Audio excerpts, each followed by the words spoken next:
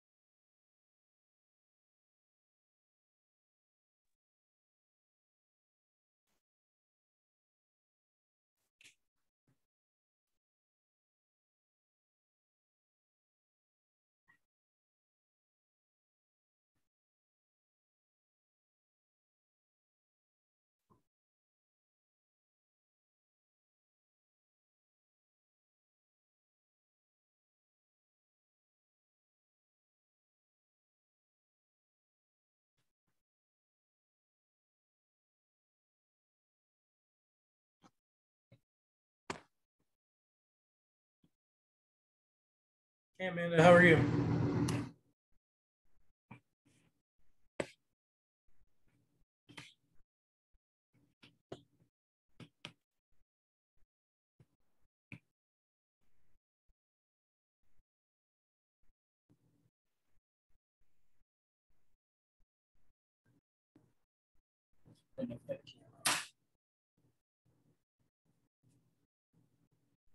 Yeah, we need I need to start bringing like studio lighting this week because Yeah, like you're doing a TikTok, right? it's not great.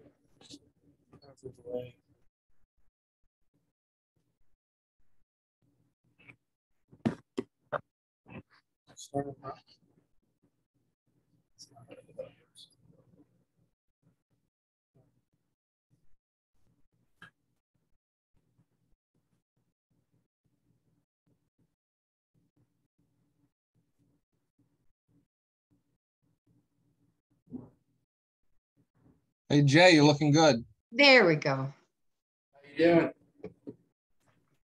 Good morning. Morning. Good morning. Can you hear us okay? Yeah. Awesome. Hey Brandon, the light is terrible. Can you I know. can you do it out in the base? Yeah, let's try to move. Try doing it out in the base. Here you go. We'll put it up here on the podium and see if this works. I mean, that's a lot better. There we go. If you get a car, you get a car. So be it.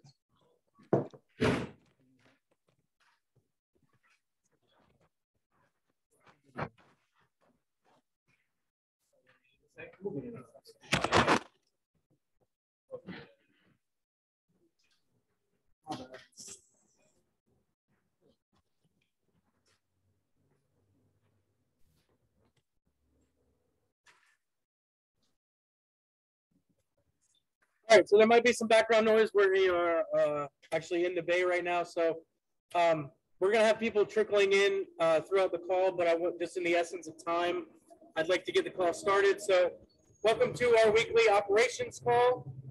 I have Jay here. He is our territory manager for all the Pittsburgh and Eastern Ohio stores. So he manages all of those for us.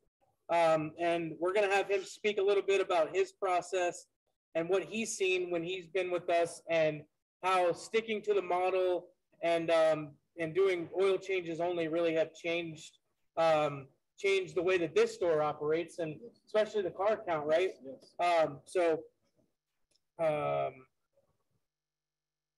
Sorry about that. So I'm going to let him kind of take over and talk about who he is and what he's done for us and how long he's been here and what his operational experience has been. And then at the end, we can go over some questions that you guys might have for the week. So Jay, let you take it over. Nice to meet you guys. I've been with Costa for about 7 years now. Before we took over, we were doing about 5 to 8 cars a day. He came in with a system. We just trusted the system, and now we're up to like 30, 32 cars daily.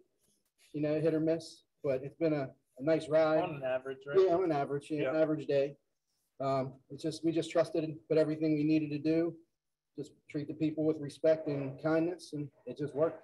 Yeah, if you can real quick, Jay, just talk about a little bit about when you were here before Costa, right? So what was this shop like? You guys did brakes and you did brakes, big repairs and stuff like that, and switching away from that. It helped. So just kind of talk about that. I think people were more worried about like making appointments when they seen like better, like us doing bigger brake jobs or brakes and stuff like other stuff like that. So I think it like kind of pushed it away from as a quick lube and a quick change. And people were worried about having to wait hours before they can get in the door. Mm-hmm. So just switching just straight to oil changes, people don't have no worries about anything. They're in and out 10 minutes. There was some pushback from the guys at the beginning, right? Yeah. I remember sitting down with Costa and when Costa decided to go through the change from doing the brake jobs and doing the coolant flushes and doing the transmission services. And when he came to you and said, hey, we're only doing oil changes, that's it. Yeah. And you were like, wait, what? Yeah. We make all of our money on our brake jobs and everything. And you guys were doing 7 to 8 cars on average a day. Yeah. And then switching away from that. I mean, I just got here.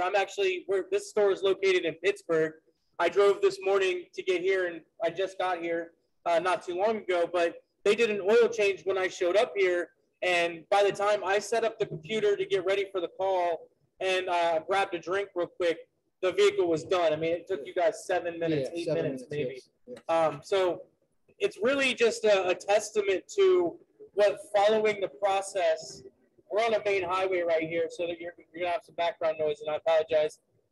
But just following that process, right? Oil changes only, get them in and out, make sure you're as friendly as possible, and make sure that they are being taken care of. I know one of the things that I made sure that we were checking is your techs check the air filter, Yes, right? Didn't yes. take any extra time. No. It looked good, everything was fine. We show So them everything. We show them from the dipstick to the air filter, even if it's not bad, we still show them the air filter, just Yeah. so they know they're comfortable. what's what has been your customers' reaction, I guess, from switching over? Because I'm assumingly we still have customers that came to us before. Yeah. Oh yeah. They kind of just got with it. Like they were okay with it. We know a couple garages here. If they need some major work like that, we just send them up our way, and then the garage helps us too. Send them for oil changes for us. So Yeah. it's like a. Let's go over what's some of your best practices here as far as like making sure the customer's taken care of, operations of the store. Let's go over, we can talk about some inventory management. Okay, so the inventory I do every 2 weeks. I do it every Monday. Mhm. But just me and Mike or whoever's here in the morning with me, we just go down. We'll restock all the shelves, make sure everything's full, and then I'll go we got a filter room downstairs, and we just count the filters, and I just think what we need and just get what we get. Yeah. And then when the oil change side, the guy downstairs will tell us when it's good to oil, good to start. Stays down there for a second to make sure the filter is not leaking, everything's good. He'll call up. The top guy shows the dipstick to the customer, shows air filters to the customer, everything that we touch, we just tell them about. Awesome. So going back to the inventory side of Yes. things, so you order every 2 weeks, right? Every 2 weeks, yes. But that's just because we're on a just Yeah. needed basis. Yeah. You guys have a little bit more of inventory stock. Yeah, my volume's a that's- little higher, so. Yeah, and It's that's easy. something that you guys can too as well. If you guys are, as far as the franchisees go, if you are seeing that you're doing a lot more vehicles, you're at 30, 35, you're going to want to make sure that you have enough inventory for those rushes that come through. Yes. And that's why you order Yes. the way that you do, is so you have more on hand. Yes. And then if there's peaks or valleys, right, you can adjust as you need to go. Yep. So I'm going to open it up for a Q&A, just to see if you guys have any questions specifically for Jay or for us about the operations side of the business, and what is maybe some questions that you have, or maybe some things that we've seen in our market that you're kind of getting ready for. And we'll have Jay and myself, we'll be able to answer those for you. You can just go ahead and unmute, and we'll see you pop up there. It's a little bit harder today to see you if you raise your hand. So. Hey, Jay, this is Mitch from Holland, Michigan. Nice to meet you. How are you today? Good. Hey, a question on inventory. I'll turn my camera on for you guys. When you take inventory and then you order every 2 weeks, how do you do it? Is it a manual process, or are you keeping track of it somewhere in Square, or how do you track all the inventory of all your oil and filters? It's just like a manual thing.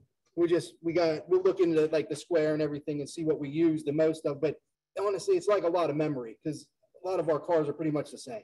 You know what I mean? We do a lot of Kias, a lot of Hondas, and a lot of Hondas. So I try to stock as much as those ones for that, and then like the Chevy cars too. So I try to stock a lot of that. And then other filters, I try to keep like an extra case or two in the back room just in case. Right. But so it's mostly a visual inventory system. Write everything down. Okay. Gotcha. All right. Thanks, Jay.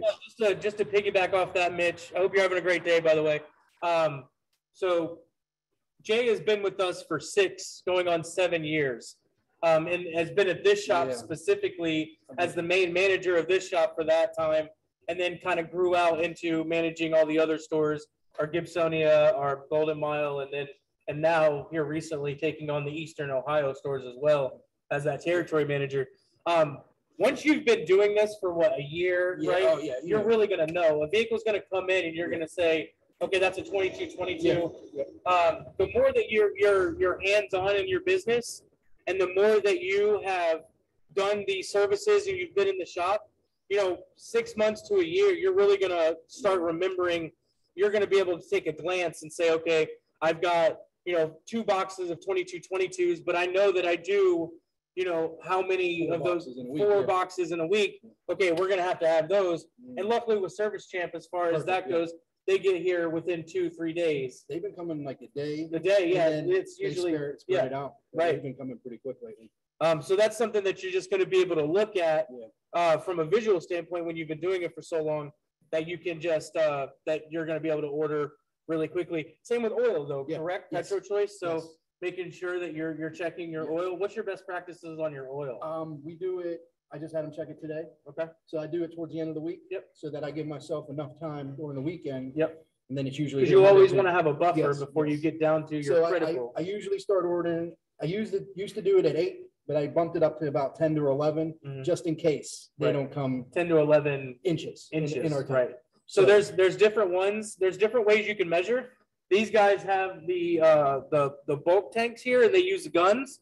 But if you're doing a conversion and you have that, your tanks are going to be measured on inches. Yes. If you're using a gravity feed system, you're going to be measured by gallons. Okay. So there's a gallons market I on got the you. side. I got you. So what we do is usually, depending on where you are, we'll put a mark down there Okay. and say, okay, this is our That's the bottom. need to order now kind of thing, to give us a buffer for the weekend or for the rest of the week. Yeah. If Petro Choice takes an extra day or so, we have that leeway. Exactly. As far as maintaining the shop, can you talk about that a little bit? Yeah, We got a car that comes in actually, so let's step off to the side here, and then I gotta move this because I gotta look up the filter. I'm gonna hold this. Give me 1 second. Yeah. Uh-oh. There we go. Okay. Brandon, that was better than Cedar Point. Thanks, man. What was the ride? Your camera, yeah. Thanks. So some of the best practices that we like to talk about with maintaining the shop, right? So our shops get dirty over time. I mean, it's oil, right? It's a dirty business. Fingerprints everywhere. Making sure that we're maintaining like the side rails and getting as much longevity out of them as we can. Exactly. But so what are your best practices going? Usually we kind of just clean up as we go, but like we pick a day. So like usually it's Thursdays for us. Not in the morning, we try to sweep up the shop, make sure everything's tidied up. The lobby's a different story. Usually you got to do that every couple of days just because kids and everybody, like all the traffic in there, in the bathrooms too. So like we try to make sure at least the customer bathroom is pretty nice for people so nobody can complain or anything. So you have a system of clean versus tidy, right? Yeah. So you're usually always tidying up, but then you have specific days. Yeah. So Thursday, like today when you came here, we were sweeping up the shop, just Right. getting all the grit and grime up. But other than that, we try to keep everything as clean as we can. Right. You know, fingerprints everywhere. It's Right. always bad. So it's a daily tidying up of we things, and just then you have a day like Thursday is your Yeah. clean day, Yeah. and then maybe Monday, Wednesday, Friday for the we front just try to area keep it is up. your clean Just day. so it ain't too hard. Right. Take a half hour out of your day Thursday or something, then you can really clean your shop. Yeah. So that's always pretty decent. Okay. Does anybody have any more questions?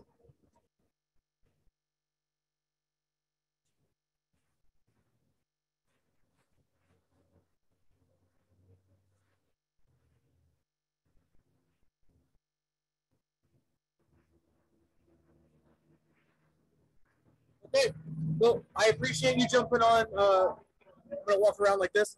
I appreciate you guys jumping on our weekly operations call. I kind of want to do a little something different for this one because each week's going to be a little bit different. I think if we break up the monotony of a weekly call with just doing a Q&A and stuff like that, maybe we do stuff like this where we go out, we interview our territory managers and our employees and see what their thoughts are on things and give you guys a little bit more information. Just to let you guys know, I mean, that car came in and the car is gone now, just in the amount of time that I moved over here with Jay. So you trust the process, you trust the system, you have a good group of people working for you, and you really take pride in your shop and in your crew and in your team. You'll trust the process, and you'll be getting vehicles out that quickly. As long as everything works together and works right over time. I mean, this is a very mature store. We're going on 7 years with this one, so obviously this has taken a lot of time and effort and blood, sweat, and tears to get this one done. But we're pretty much on a regular basis for everything as far as operations go. So I rarely ever have to really check in with Jay. He does a great job. If he needs something, he comes to me. I'll contact him once a week just to see if there's any needs.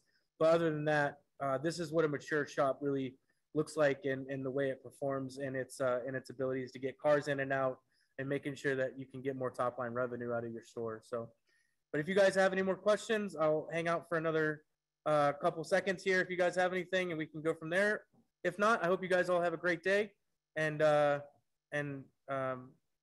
talk to you soon, next week at least. You're welcome, Lou. Thank you, Jay and Brandon. Have a good day. Talk to you guys. Yep, for sure. Thanks, Mitch. You all have a great day then. I gotta switch it. Oh, I forgot. I don't have a touch screen anymore.